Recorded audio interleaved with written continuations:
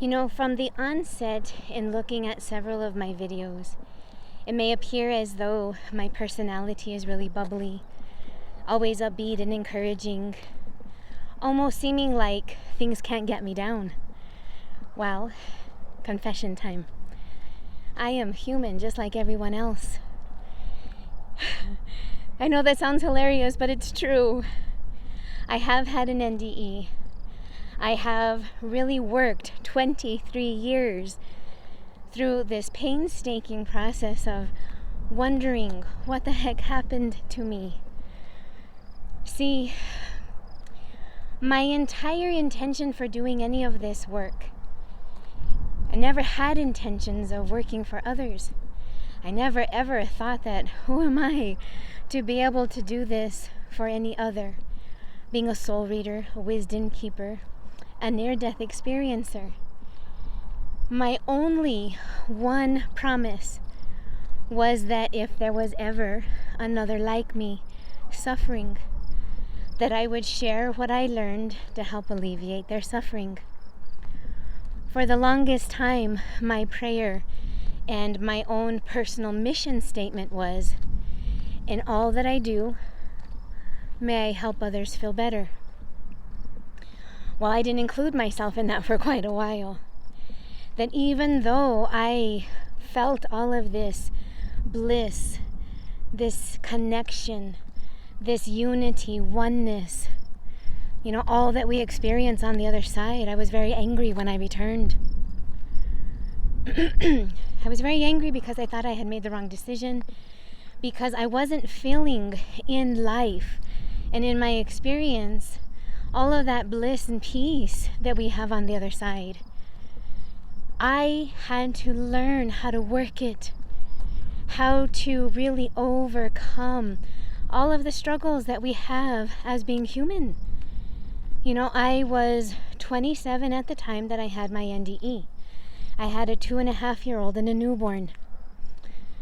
There was a lot going on in life, and on top of it, the post-traumatic stress and the trauma of having had a near-death experience, not understanding what happened to me.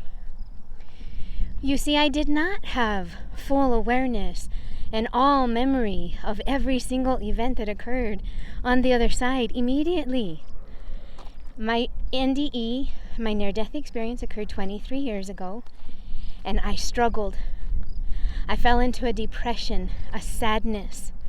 I felt like I did not want to be here. I didn't have intentions of taking my own life, but I certainly did not want to be here. I fell into this deep state of despair.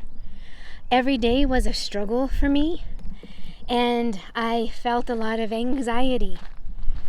And because of it, that pain was the very thing that pushed me to seek and grow. You see, we have a purpose of pain. Our pain pushes us to feel better. When we don't feel good, we have a lot of motivation to find something that feels better.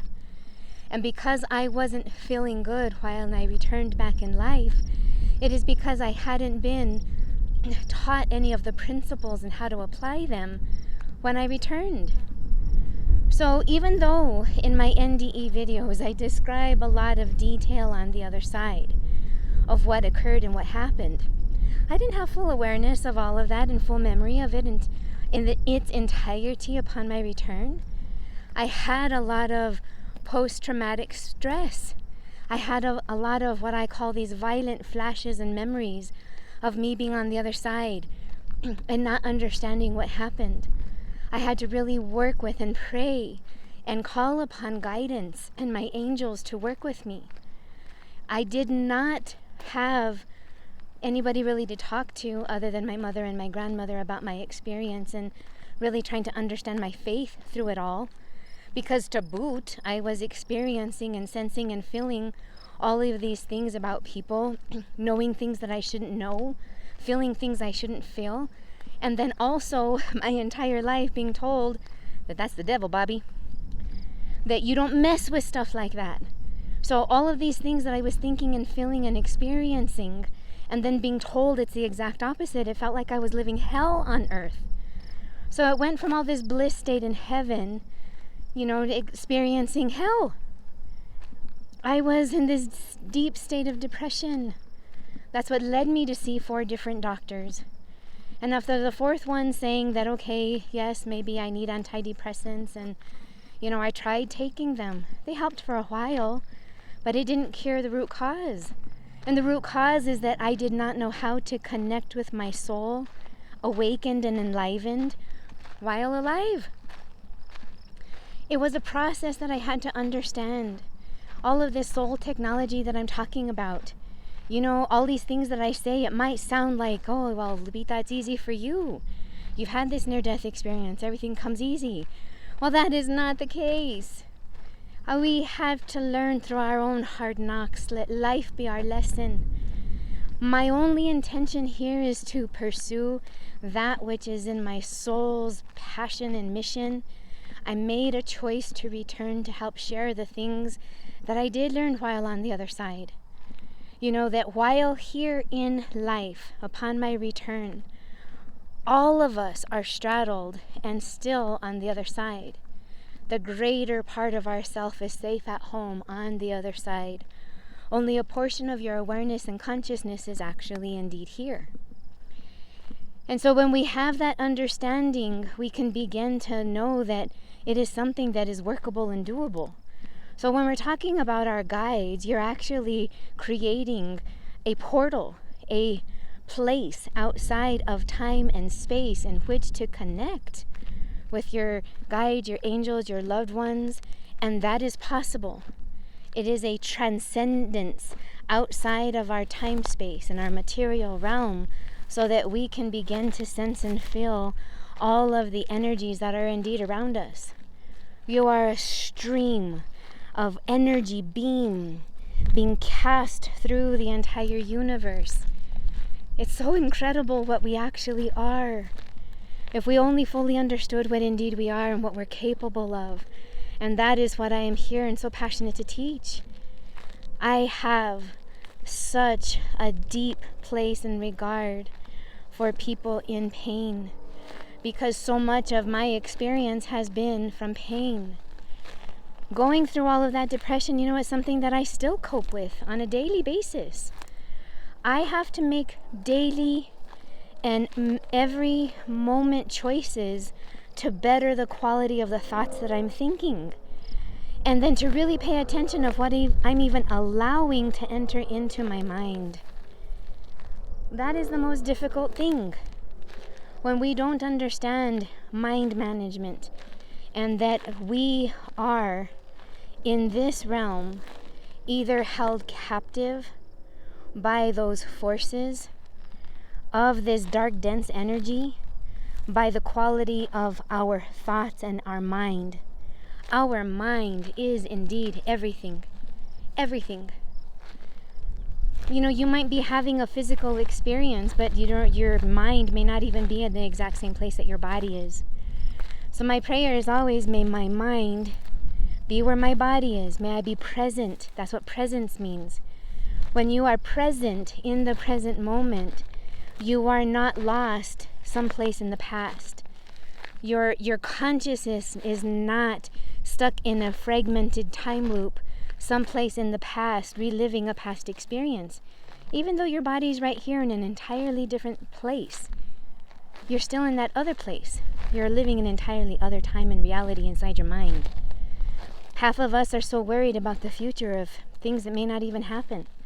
We call that catastrophic thinking, worst case thinking. It actually really impedes the quality of our life. All of these things are so important to our state of being. And when I say that heaven is not a place that we go, it is a state of our being. And I spend so much of my life and my passion being able to help people out of that darkness. Like a champion, for the broken. Because for so long, I was so broken. You know, we as humans, being alive here on the earth plane, we're broken. We have these experiences that don't feel good, you know, that break us down to our core, that we begin to develop layers of energy that over us really do impact and interfere with our being, our quality of life, how we think and feel with the world, our sense of self. So if there's one thing that I can do to help and assist with this, is really by helping to guide people back to the truth of themselves. You know, that we ourselves, when we say like we have to learn to love ourselves, you know, so many of us loathe ourselves.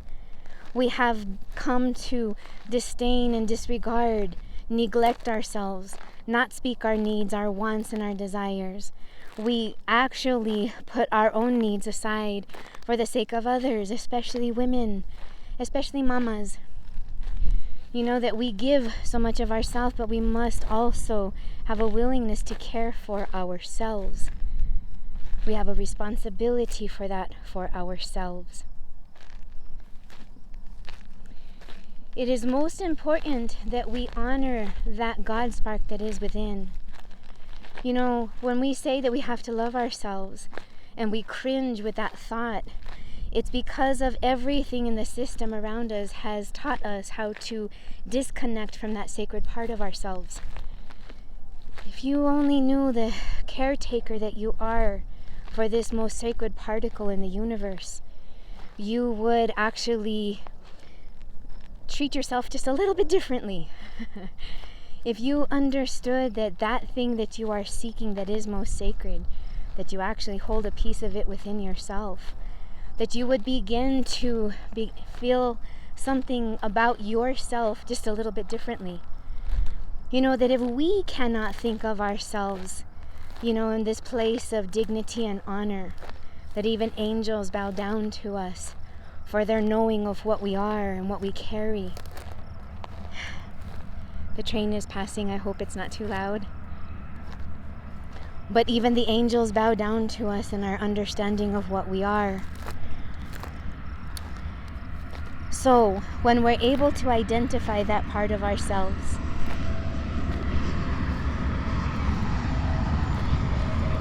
we're able to sense and feel something greater and bigger than ourselves. Custodians to a God particle. You are the custodian of a God particle that is within you. You are the caretaker of that piece. That is a piece that is greater and bigger than yourself. That is hidden within you. It's hidden there. You're caretaking for it. It is part of your being. It is a potential for you to know that it's there and begin to fuse with it by choice. So through your choice, you have the ability to begin to fuse with this beautiful energy that we are. And when you do that, we become the being that we were intended to be. See, these layers of fear and doubt and all of this oppression that we experience was not the original plan.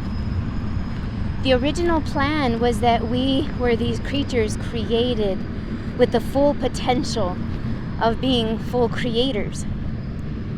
Okay, when we say that we are made in God's image, it is not that God is a human, that God is a creator, and we are creators.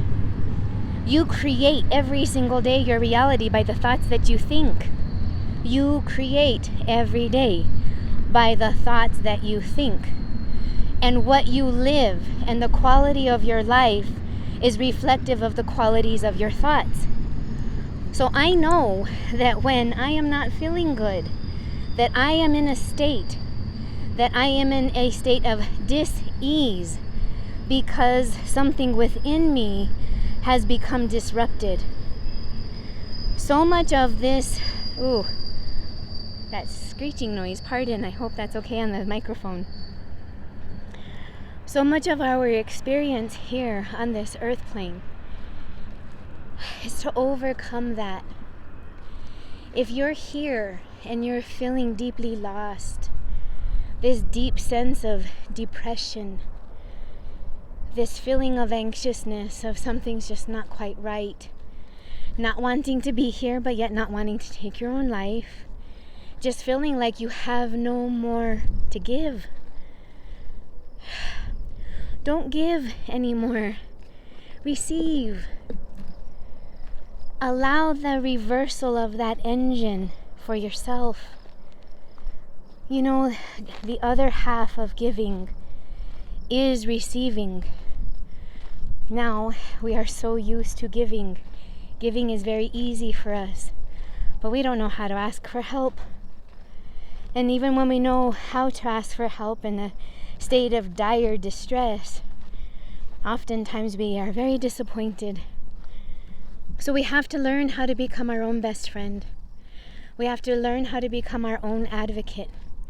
And we also have to allow this partnership with the divinity within you. When you are living life and we feel alone and separated, it is because we ourselves have disconnected from our own life force. Now, I want to be very careful here because this is not spiritual New Agey bullying. I've lived it. I know what it feels like.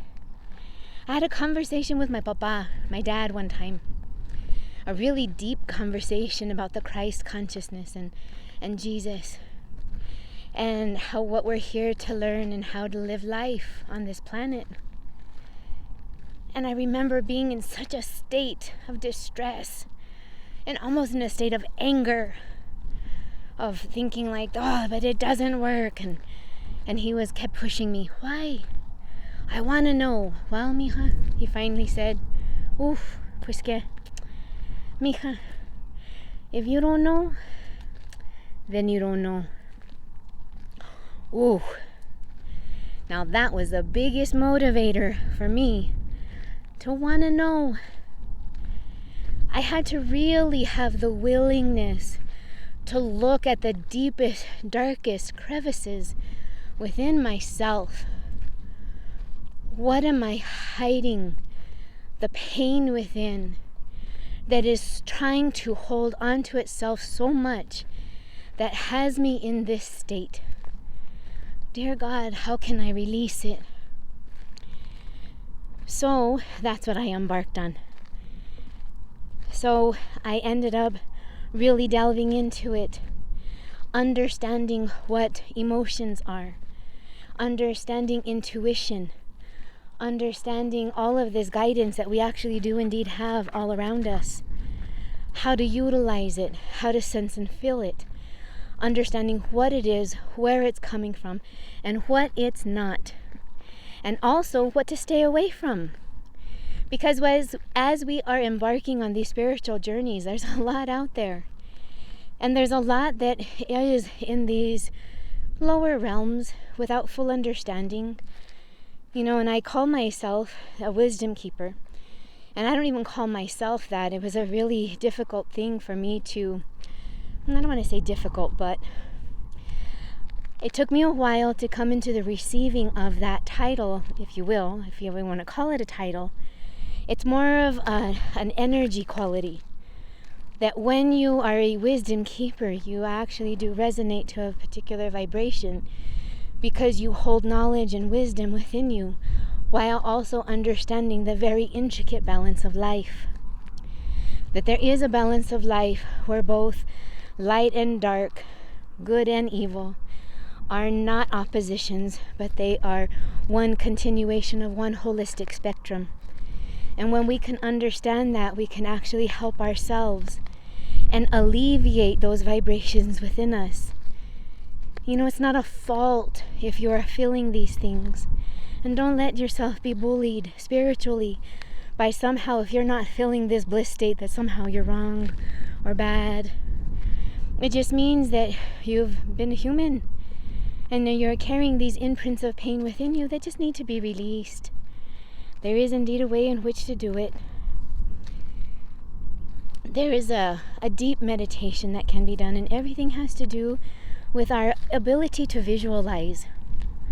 Our ability to visualize and use our imagination is the ability to access the fifth dimension, this fifth density, the ability to see and create beforehand. That is a skill that we all have and we must relearn. So if you are feeling depression, anxiety, fear, doubt, oh, I feel you. There is a way out of it. I promise. And the reason that I know is because I was able to. And it's something that I have to choose on a daily. Choosing the quality of my thoughts, choosing what I give my focus to. And I pay very, very close attention to all of these sensations within myself because they're all a guidance system. So I hold you in such deep, deep space within my heart. I thank you for joining me tonight. And I guess the very bottom line to say is that my greatest motivator truly is that we can heal the world one soul at a time. And you can't have an impact out there unless you have an impact and a shift in here. Starts here first. This is where it begins. This is the access point. This is where we're able to begin to really dive into our healing, into our greater being. Because the time of the new earth is now. We're the ones creating it. So I hold you. I hold you with such deep, deep love and prayer. I send you blessings of peace and comfort for whatever challenges you might be going through. Because living in this new way doesn't mean that those challenges don't exist. It just means that we have a way and a skill, tools and techniques to cope with it. Knowing that it's gonna be okay. So, I thank you for being here. And it's in perfect alignment with this year's theme of the conference for the International Association of Near-Death Studies. I have been invited to be the moderator for the mediumship panel. That is going to be on Saturday, September 2nd, again in Washington, D.C., at the Crystal Palace, the Hilton. And the mediumship panel is going to be at 12:15. The conference theme this year is Inspired to Loving Action. And that's basically, in one single statement, my whole reason for returning after my NDE. Because I would have so gladly have stayed. But now I can honestly say that I'm so glad that I didn't. Thank you for joining me. I'm Maria Lupita Gurule.